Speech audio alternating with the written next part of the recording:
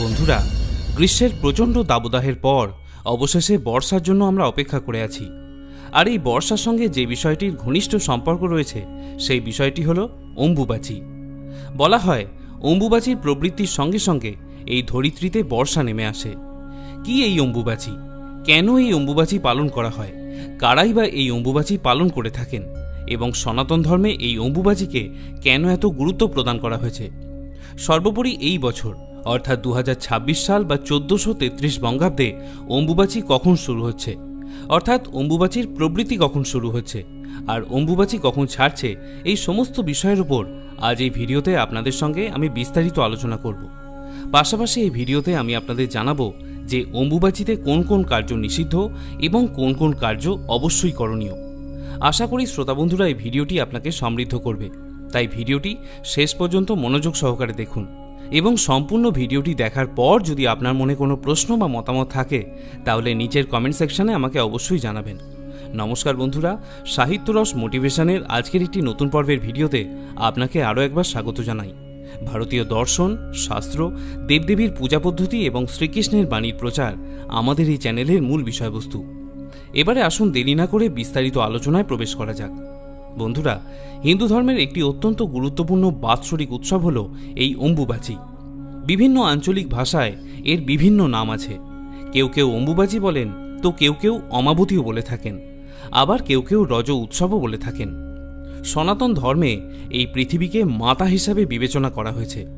পবিত্র বেদেও এই পৃথিবীকে ধরিত্রী মাতা বলা হয়। আমরা সকলেই এই পৃথিবী মাতার সন্তান। অম্বুবাচী রীতির পিছনেও রয়েছে পৃথিবী যে আমাদের মা, এই দৃঢ় বিশ্বাস। নতুন বর্ষা শুরুর প্রারম্ভে পৃথিবী যখন প্রথমবার জলসিক্ত হয়ে ওঠে তখন তাকে ঋতুমতী নারীরূপে গণ্য করার সনাতন সংস্কারে এই অম্বুবাচী উৎসব পালন করা হয়ে থাকে। ঋতুর ঠিক পরবর্তী দিনগুলি যেমন নারীর পক্ষে সন্তান ধারণের জন্য আদর্শ, ঠিক তেমনি অম্বুবাচীর পরবর্তী সময়টাই ফসল ফলানোর জন্য সবথেকে উপযুক্ত বলে গণ্য করা হয়ে থাকে। প্রত্যেক বছরের মহাজাগতিক ধারায় পৃথিবী যখন সূর্যের মিথুন রাশিস্থ মৃগশিরা নক্ষত্রে অবস্থান করে সেদিন থেকেই ধরিত্রী মাতা ঋতুমতী হয়ে পড়েন। অম্বুবাচী কথাটি এসেছে সংস্কৃত শব্দ অম্বু এবং বাচী থেকে। অম্বু শব্দের অর্থ হল জল এবং বাচী শব্দের অর্থ হল বৃদ্ধি। অর্থাৎ বুঝতেই পারছেন, গ্রীষ্মের প্রচণ্ড দাবদাহের পর যখন বর্ষার আগমনে ধরিত্রী সিক্ত হয়ে ওঠে এবং নবরূপে বীজ ধারণের যোগ্য হয়, সেই সময়কেই বলা হয় অম্বুবাচী।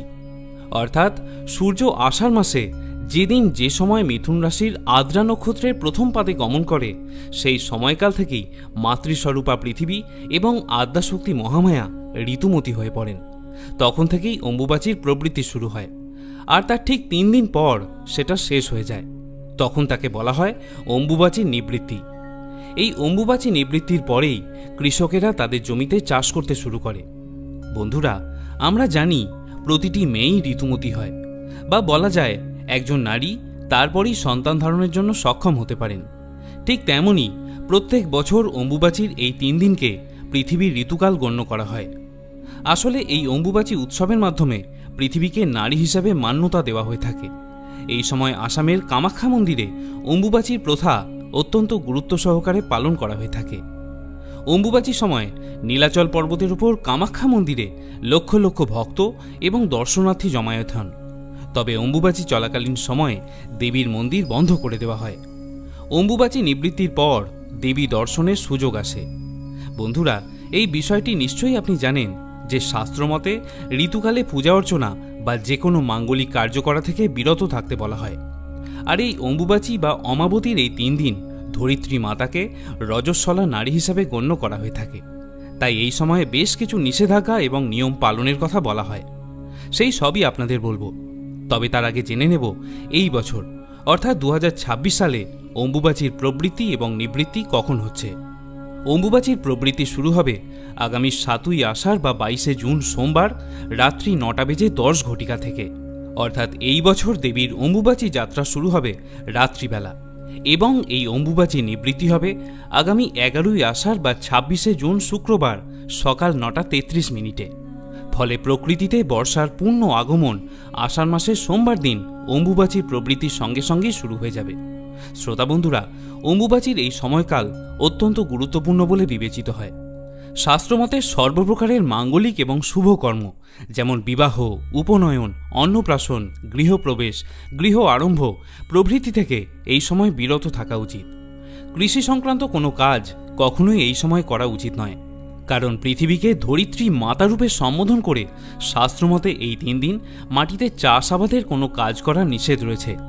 যেহেতু ঋতুমতী মহিলারাই কেবল সন্তান ধারণ করতে পারেন, তাই মনে করা হয় অম্বুবাচীর পর ধরিত্রীও সেই রূপেই আরও শস্য শ্যামলা হয়ে ওঠেন। এবারে আসুন জেনে নেওয়া যাক যে এই সময় কোন কোন কার্য নিষিদ্ধ এবং কোন কোন কার্য অবশ্য কর্তব্য। আগেই বলা হয়েছে যে অম্বুবাচীর সময় কোনো শুভ কাজ বা মাঙ্গলিক কার্য করা নিষিদ্ধ। এমনকি এই সময় যখন পূজা করবেন তখন কোনো মন্ত্র উচ্চারণ করা চলবে না, কেবল ধূপ এবং প্রদীপ দেখিয়ে প্রণাম করলেই হবে। অম্বুবাচীতে ভূমিকর্ষণ এবং বৃক্ষরোপণ সম্পূর্ণরূপে নিষিদ্ধ, কারণ এই সময় ধরণী ঋতুমতী থাকে। এই সময় গৃহের বা মন্দিরের বিভিন্ন মাতৃদেবীকে, যেমন কালী, দুর্গা, জগদ্ধাত্রী, বিপত্তারিণী, মা শীতলা বা মা চণ্ডীর মূর্তি যদি আপনার বাড়িতে থাকে, তাহলে তাকে অবশ্যই লাল রঙের কাপড় দিয়ে ঢেকে রাখতে হবে। এমনকি আপনি যদি ঠাকুর ঘরে মঙ্গল ঘটও প্রতিষ্ঠা করে থাকেন, তাকেও লাল কাপড় দিয়ে ঢেকে রাখতে হবে। অম্বুবাচী চলাকালীন সময় তুলসী গাছের গোড়াকে মাটি দিয়ে উঁচু করে রাখতে হয়। এই সময় সকাল সন্ধ্যায় ঠাকুর ঘরে শুধুমাত্র ধূপ এবং প্রদীপ প্রজ্বলন করবেন, কিন্তু ভুলেও কোনো মন্ত্র উচ্চারণ করবেন না। তবে যারা শাক্ত মন্ত্রে দীক্ষিত তারা এই সময় মন্ত্রপাঠ করতে পারবেন। অম্বুবাচীর সময় গুরুর পূজা করা চলবে। গুরু যদি নারী হন অথবা গুরুমা হন তাহলেও তার পূজা করা চলবে, এবং এই সময় গুরু প্রদত্ত মন্ত্র জপ করতেও পারবেন। মনে করা হয় সতীদেবীর দেহের 51 খণ্ডের মধ্যে বিশেষ খণ্ডগর্ভ এবং যোনির অংশ পড়েছিল কামাখ্যায়। তারপর থেকে সতীপীঠের অন্যতম হল অসমের এই কামাখ্যা মন্দির। এটি তন্ত্র সাধনার অন্যতম পীঠস্থান। প্রচলিত বিশ্বাস অনুযায়ী ঋতুকালে মেয়েরা নাকি অশুচি থাকেন, আর তাই মনে করা হয় এই সময় ধরিত্রী মাতা স্বয়ং অশুচি থাকেন। আর এই কারণের জন্যই এই 3 দিনে ব্রহ্মচারী, সাধু সন্ন্যাসী, যোগী পুরুষ এবং বিধবা মহিলারা অশুচি ধরিত্রীর ওপর আগুনের রান্না করা কোনো খাবার গ্রহণ করেন না। শুধুমাত্র ফল এবং মিষ্টান্ন খেয়েই তাদের এই 3 দিন কাটাতে হয়। পৌরাণিক সময় থেকে এখনও পর্যন্ত বিভিন্ন পরিবারের বয়স্ক বিধবা মহিলারা এই 3 দিনের অম্বুবাচী পালন করে থাকেন। 3 দিন পর সেই 3 দিনের ব্যবহৃত জামাকাপড়, বিছানা, চাদর সবকিছু ধুয়ে পরিষ্কার করেন। শুধুমাত্র কামাখ্যাতেই নয়, অম্বুবাচী পালন করা হয় প্রত্যেকটি মন্দিরে এবং গৃহস্থ বাড়িতে। আর সেই কারণেই মাতৃশক্তির প্রতিমা বা ছবিকে লাল কাপড় দিয়ে ঢেকে রাখার রীতি রয়েছে। এছাড়া অম্বুবাচীতে সর্পভয় নিবারণের জন্য আম দুধ সেবন করার কথা বলা হয়। এই সময় আম ও দুধ খেলে 1 বছর আর কোনো সর্পভয় থাকে না। অম্বুবাচীর প্রবৃত্তির দিন মধ্যরাতে কাঙ্ক্ষিত ফল লাভের জন্য মনে মনে প্রার্থনা জানান দেবী কামাখ্যাকে। এতে আপনার মনস্কামনা পূর্ণ হবে। প্রিয় শ্রোতা বন্ধুরা, পরিশেষে আপনাকে একটা কথাই বলবো, এই সমস্ত নিয়ম এবং আচারের মূল উদ্দেশ্য হল ধরিত্রীকে মাতা হিসেবে গণ্য করা, এবং আমরা সকলেই এই ধরিত্রী মাতার সন্তান। তিনি হলেন আদিশক্তির রূপ। তাকে সুন্দর ও পরিচ্ছন্ন রাখার দায়িত্ব আমাদেরই। আশা করি শ্রোতা বন্ধুরা এই ভিডিওটি থেকে আপনি অম্বুবাচী সম্বন্ধে বেশ কিছু তথ্য জানতে পেরেছেন। যদি এর পরেও কোনো প্রশ্ন বা জিজ্ঞাসা আপনার মনে থাকে তাহলে তা নিচের কমেন্ট সেকশনে আমাকে জানাতে পারেন। আজকের মতো ভিডিওটি এখানেই শেষ করছি। সকলে ভালো থাকুন, সুস্থ থাকুন। জগৎজননী মা আদ্যাশক্তি আপনার এবং আপনার পরিবারের মঙ্গল করুন। জয় মা কামাখ্যা।